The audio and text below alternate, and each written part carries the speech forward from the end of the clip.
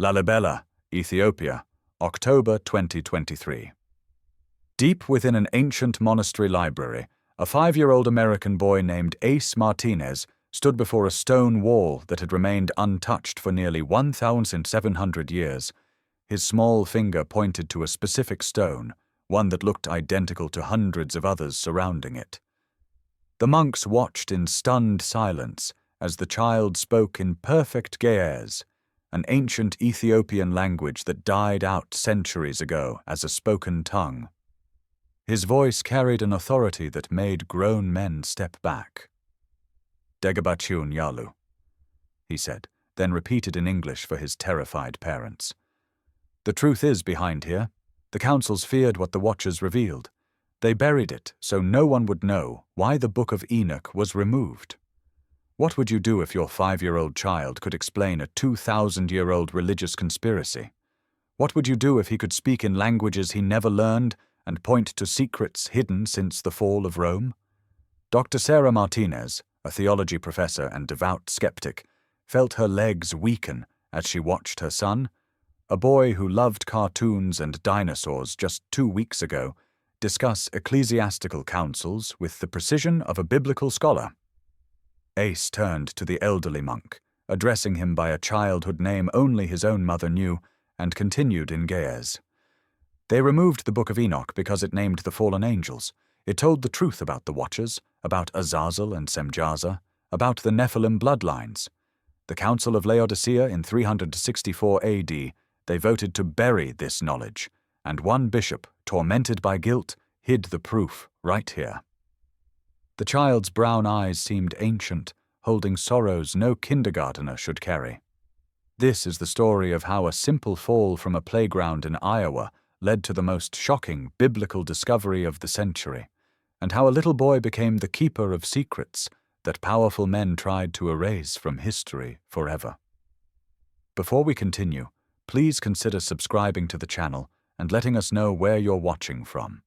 We read every single comment and truly appreciate you taking the time to listen to the story.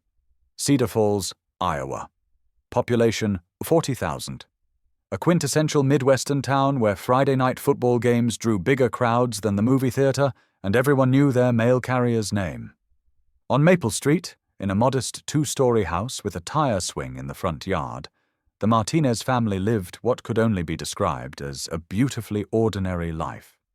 Dr. Sarah Martinez, 34 years old, was a theology professor at the local Wartburg College. She taught biblical studies 101 and ancient Near Eastern religions, approaching scripture with the cool, analytical precision of an academic. She had published 2 papers on the formation of the biblical canon and prided herself on rational, evidence-based thinking. Her faith, if you could call it that, was intellectual rather than spiritual. She attended church on Christmas and Easter, more for Miguel's sake than her own. Miguel Martinez, 36, was her opposite in almost every way.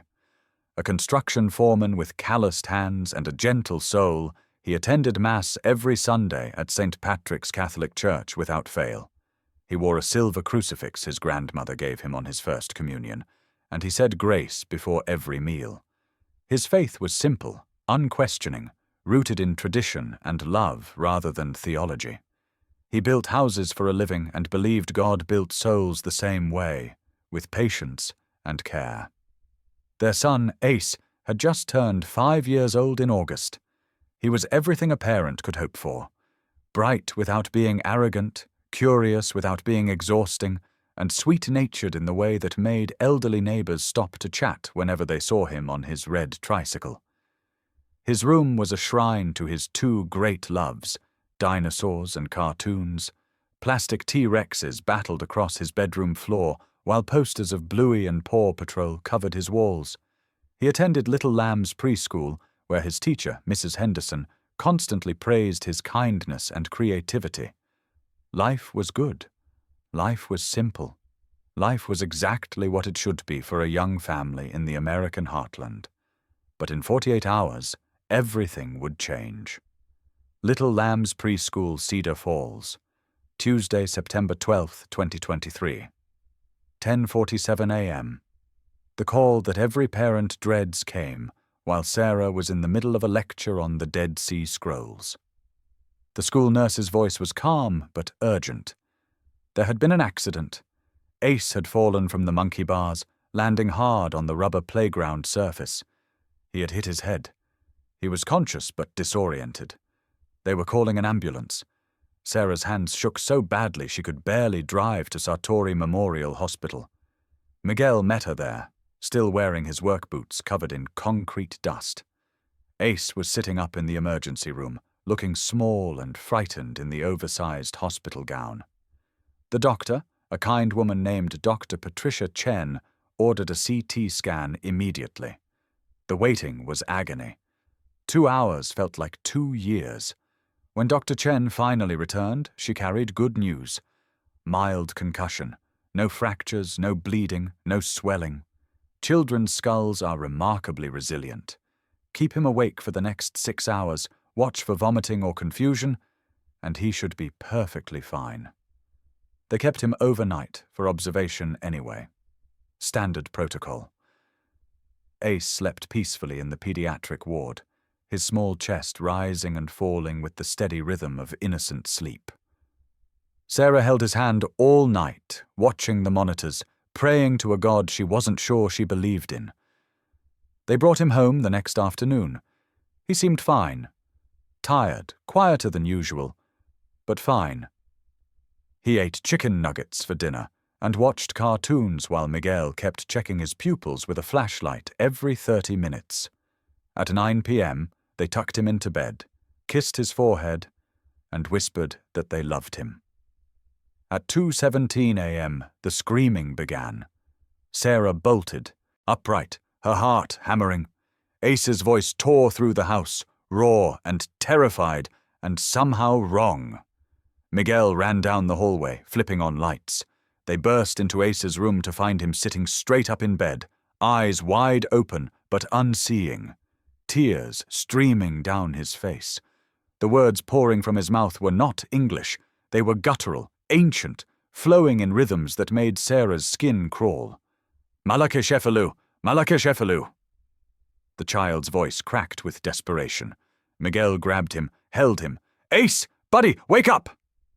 But Ace kept screaming, switching between the unknown language and English. The angels who fell, the books they tried to hide, the Watchers. They don't want us to know about the Watchers. His small hands clawed at the air, as if reaching for something invisible. The nightmares continued for 3 nights, then stopped. But something had fundamentally changed in Ace Martinez. On Sunday morning, when Miguel tried to dress him for Mass, the boy threw a tantrum unlike anything they had ever seen. He screamed, he cried, he refused to put on his church clothes. I'm not going there. They removed the warnings. They took out the truth so people wouldn't know. Miguel knelt down, confused and frustrated. What are you talking about, buddy? Ace's face was red with tears and fury. The Book of Enoch. They took it out of the Bible because it named them. It named the Watchers, and the councils didn't want people to know. Sarah, standing in the doorway with her coffee mug frozen halfway to her lips, felt ice water flood her veins. The Book of Enoch. How did her 5-year-old son know about the Book of Enoch? That Tuesday, Ace's preschool teacher called. Concerned. Confused. Ace had been drawing during art time. Mrs. Henderson sent a photo. Sarah stared at her phone screen, feeling reality tilt. The drawing showed tall figures with 6 wings, their faces covered, their bodies radiating lines that could only be described as holy light or terrible fire. The detail was far beyond what any 5-year-old should be capable of. That night at dinner, Ace pushed away his macaroni and cheese. He looked at Sarah with those ancient eyes that had replaced her baby's innocent gaze. Mom, do you know why they really removed the Book of Enoch from the Bible? Sarah exchanged a glance with Miguel, then answered carefully. Sweetie, where did you hear about that? Ace ignored the question. The Council of Laodicea, 364 AD. They met in Phrygia in a stone building near the river. There were 32 bishops. They voted on which books were holy and which were dangerous. The Book of Enoch was dangerous because it named the fallen angels: Azazel, who taught men to make weapons; Semjaza, who led 200 angels to take human wives; Barakel, who taught astrology. The child spoke with the precision of a doctoral candidate defending a thesis. By the end of the week, Sarah Martinez had stopped sleeping. Every night brought new impossibilities. Ace would sit at the kitchen table with his crayons and construction paper, drawing maps that made no sense. Maps of ancient cities, coastlines that didn't match modern geography, and symbols that looked like a combination of Hebrew, Greek, and something older. On Thursday evening, while Miguel worked late, Ace looked up from his drawing and spoke with that unnerving calm that had become his new normal. "Mum, do you know about Athanasius?" Sarah's coffee cup slipped from her fingers, shattering on the tile floor. She didn't move to clean it. "What did you say?" Ace continued as if discussing his favorite cartoon character. Archbishop Athanasius of Alexandria. In 367 AD, he wrote his 39th festal letter.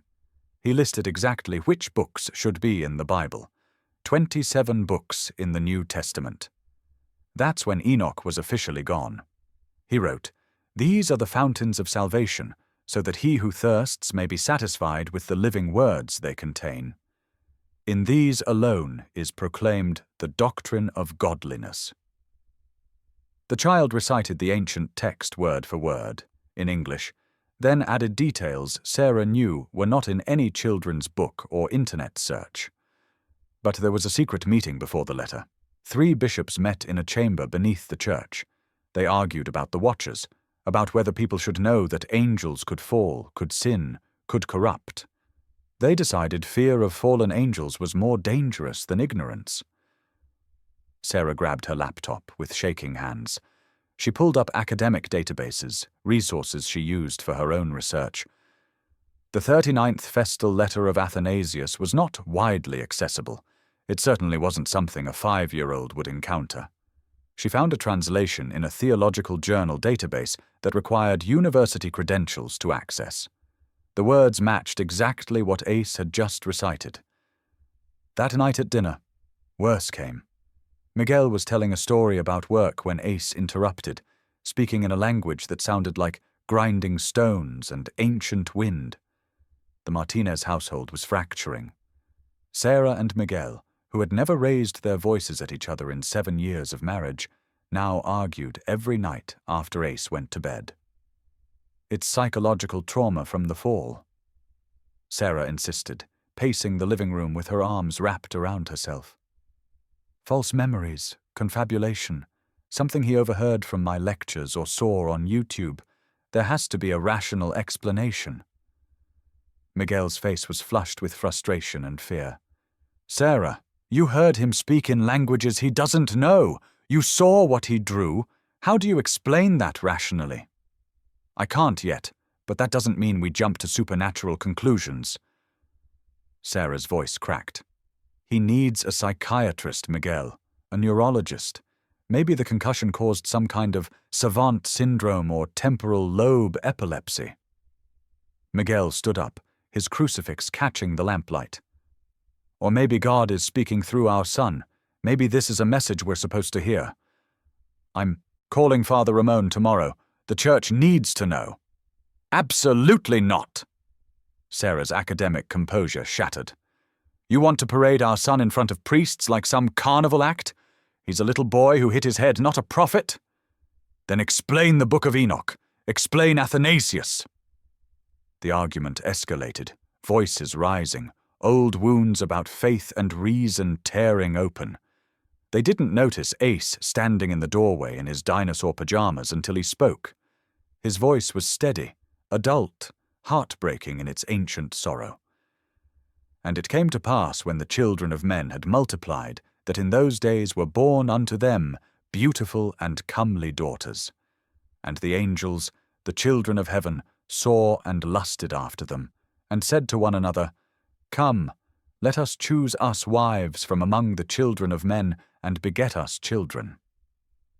Sarah and Miguel fell silent, turning to stare at their son. Ace continued, tears streaming down his face. That's chapter 6 of Enoch. The Watchers saw human women and wanted them. Their children were the Nephilim, giants, monsters. That's why the councils were afraid. They didn't want people knowing that angel blood mixed with human blood. They feared the bloodlines still existed. Sarah Martinez did something she never thought she would do. She called Dr. Benjamin Osei, a name she knew from academic conferences and prestigious journals. He was a professor at Yale Divinity School, one of the world's foremost experts on apocryphal texts and the formation of the biblical canon. His credentials were impeccable. His skepticism was legendary. When she explained the situation over the phone, there was a long pause. Then his deep, accented voice, carrying the musical tones of his native Ghana, responded with professional courtesy masking obvious doubt. Dr. Martinez, I understand you're concerned about your son. Head trauma can cause fascinating neurological phenomena. I'll visit, but I suspect we'll find a reasonable explanation. He arrived 3 days later, a tall man in his late 50s with graying hair and kind eyes that had seen too many desperate parents chasing miracles. He carried a leather satchel filled with books and notebooks, prepared to gently debunk a traumatized child's fantasies. Ace was in the living room, building a Lego tower, when Dr. Osei entered. The boy looked up, and something passed between them. Recognition, not of faces, but of purpose. You're from Ghana, Ace said simply. Your mother taught you about the Kebra Nagast when you were little. Dr. Osei froze. That detail, that specific memory, was not public knowledge. Ace stood, abandoning his Legos. The Ethiopic Orthodox Tewahedo Church has 81 books in their Bible. Most churches have 66. They kept Enoch, all of it. They knew the truth about the Watchers mattered. Dr. Osei sat down slowly, pulling out a notebook with trembling fingers. He decided to test the child. Tell me about the differences between 1 Enoch, 2 Enoch, and 3 Enoch. Ace answered without hesitation. 1 Enoch is Ethiopic, written in Ge'ez, composed between 300 BC and 100 AD. It has the Book of Watchers, the parables, the astronomical book, the dream visions, and the epistle.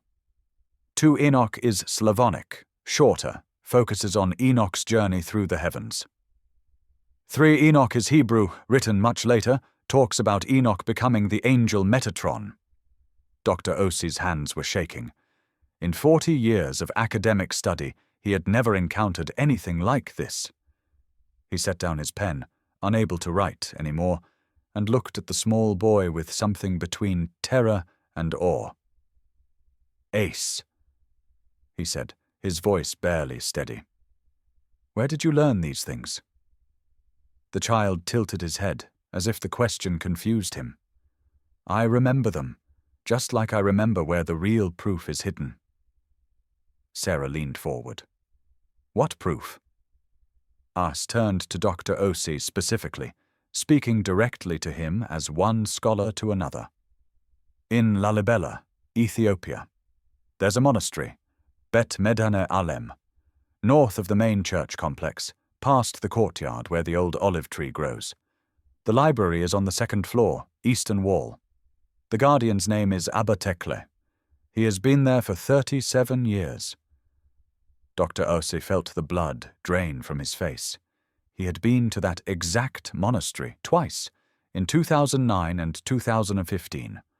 Abba Tekle was indeed the guardian, an elderly monk who protected the ancient manuscripts with fierce devotion. But how could this child know? Ace continued, his voice taking on an urgency that made the room feel smaller.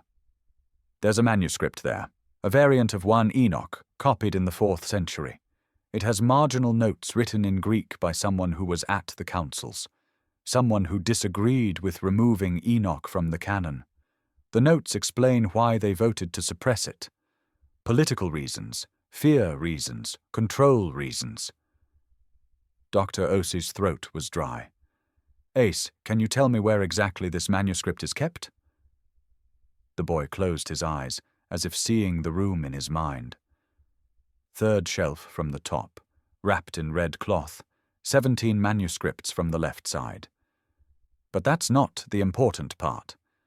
Behind the shelf there's a loose stone in the wall, 15th stone from the floor, 23rd from the corner. Behind that stone is a sealed leather pouch. Inside is a letter, a confession from a bishop who couldn't live with what they had done. Dr. Ozzy stood abruptly, his chair scraping against the floor. 2 weeks later, 4 people boarded a flight from Chicago O'Hare to Addis Ababa. Sarah Martinez, still struggling to accept what was happening. Miguel Martinez, praying his rosary with trembling fingers. Dr. Benjamin Ose, his skepticism shattered, now documenting everything with academic precision.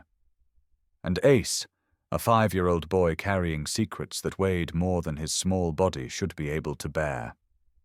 The journey from Addis Ababa to Lalibela took another day, traveling through mountainous terrain in a rented land cruiser. Ace sat quietly in the back seat, staring out at the landscape as if recognizing every curve in the road, every ancient stone church carved into the living rock. When they finally arrived at Bet Medhana Alem Monastery, the monks were not welcoming. These were sacred grounds. Foreigners with cameras and notebooks were not easily trusted. Abba Tekla, the elderly guardian Dr. Osi had mentioned, stood at the entrance with 2 younger monks flanking him. His weathered face was stern, his eyes suspicious. Dr. Osi stepped forward, speaking in Amharic, explaining their purpose. The monks conferred in hushed tones. It seemed they would be turned away. Then Ace stepped forward. The small American boy in his sneakers and jacket looked impossibly out of place among the ancient stones and robed figures. He opened his mouth and spoke in flawless Ge'ez, the sacred language that had not been spoken conversationally for over 1,000 years. Salam Lenante, Abba Tekle, Debreseo Yihun. Peace to you, Abba Tekle. May the mountain be blessed. The old monk's eyes widened, but Ace was not finished. He stepped closer, looking up at the elderly man with those ancient eyes, and spoke again in Ge'ez, then translated for his parents. Your mother called you Kibret when you were small. Little glory, before you took your holy name. Abba Tekle staggered backward as if struck. His hand went to his chest. Tears filled his eyes. That name, that childhood name, was known only to his family. His mother had been dead for 40 years. The ancient library smelled of incense, old parchment, and centuries of prayer. Abba Tekle, still shaken by Ace's impossible knowledge, led them up narrow stone stairs to the 2nd floor. The room was exactly as Ace had described. Manuscripts lined the shelves, protected behind locked wooden cabinets. Dust motes danced in the thin streams of sunlight filtering through high windows. Ace walked directly to the eastern wall. He counted silently, his small finger pointing. There, 3rd shelf, 17 from the left. Dr. Ose, with Abba Tekle's permission, carefully retrieved the manuscript wrapped in red cloth. He unwrapped it with reverent hands. It was indeed a variant of Book of Enoch, the Ge'ez script ancient and beautiful. The marginal notes in Greek were clearly visible, written in a different hand, added later. But Ace was not interested in the manuscript. He pointed to the wall behind the now empty shelf space. 15th stone from the floor, 23rd from the corner, behind there. Abba Tekle looked at the other monks. They conferred quietly, then nodded. If God had sent this child to reveal hidden truth, who were they to refuse? 2 younger monks carefully removed volumes from the shelf, then began working on the stone Ace had indicated. It looked identical to every other stone in the wall, but when they pried it loose with tools from the monastery's workshop, something was behind it. A sealed leather pouch, darkened with age, wedged into a hollow space that had been deliberately carved out. Dr. Ose's hands trembled so violently he could barely hold the pouch. He opened it with painstaking care.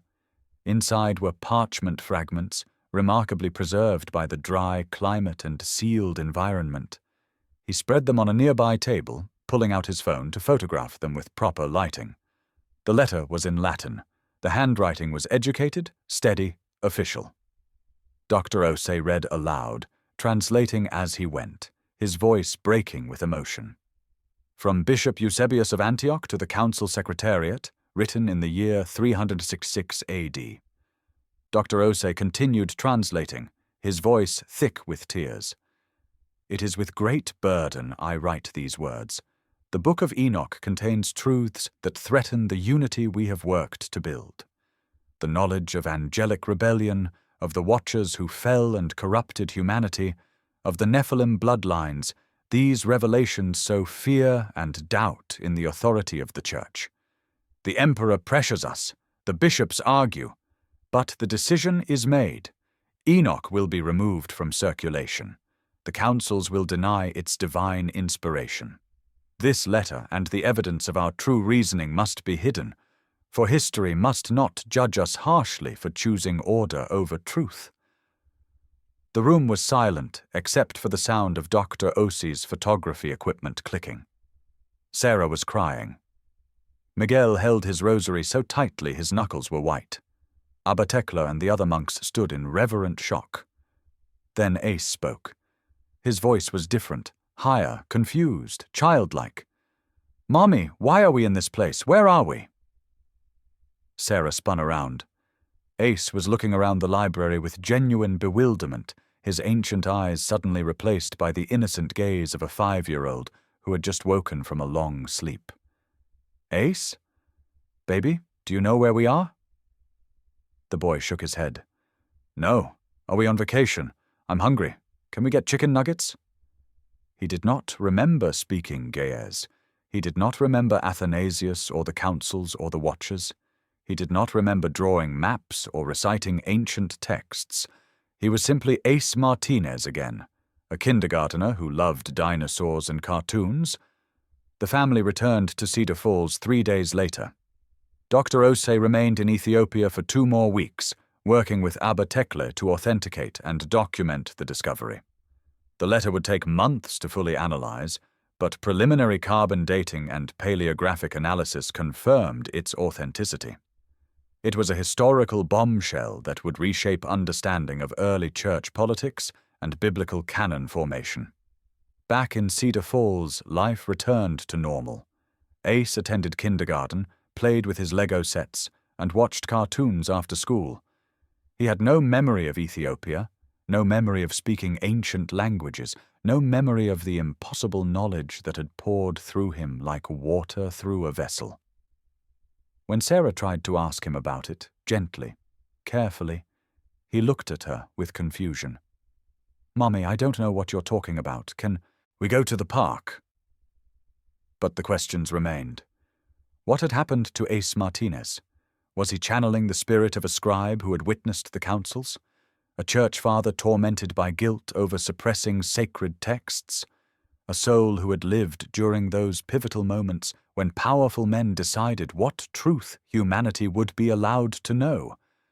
Or was it something even more mysterious, something that defied every category and explanation? Dr. Osei's research would take years to complete, but the discovery itself was undeniable. The letter from Bishop Eusebius proved what scholars had long suspected, but never confirmed. The Book of Enoch was not removed for purely doctrinal reasons. It was suppressed because it contained dangerous knowledge. Knowledge about fallen angels who had corrupted humanity. Knowledge about the Nephilim bloodlines. Knowledge that threatened ecclesiastical authority and political stability. The truth had been buried behind a stone wall for 1,100 years, waiting for a 5-year-old boy from Iowa to remember where it was hidden. Some mysteries have no explanations. Some children carry ancient souls. Some truths refuse to stay buried forever. If this story moved you, if it made you question what else might be hidden in the gaps of history, comment Enoch below. Subscribe to this channel for more stories of impossible knowledge, reincarnation mysteries, and the souls who remember what the world has forgotten. Like this video if you believe there are suppressed texts that hold truths we are meant to find. The truth has always been there, written in ancient letters, hidden behind stones, waiting in the memories of souls who once knew it, waiting for the moment when someone would finally remember.